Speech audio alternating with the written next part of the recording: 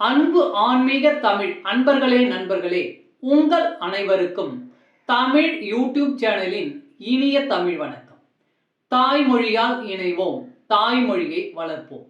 வாழ்க தமிழ், வளர்க தமிழ். சைவ சமய திருமுறைகளில் 10ஆம் திருமுறையான திருமூலர் அருளிய திருமந்திரம் செல்வம் நிலையாமை. இன்றைய திருமந்திரம் 168. செல்வம் வேண்டாம், செல்வன் போதும்.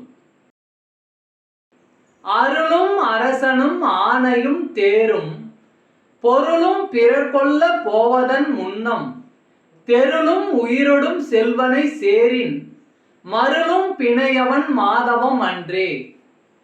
பாடலின் விளக்கம்: மக்களுக்கு தேவையானதை அருளக்கூடிய அரச பதவி, யானைப்படை, தேர்ப்படை மற்றும் அளவில்லாத பொன் பொருள், இவை யாவுமே நிலையானவை கிடையாது.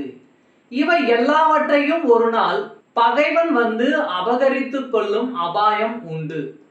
நாம் உயிருடன் இருக்கும் காலத்திலே நிலையான செல்வத்தை உடைய ஈசன் அடியை சேர்ந்து இருந்தால் தெளிவான அறிவை பெறலாம்.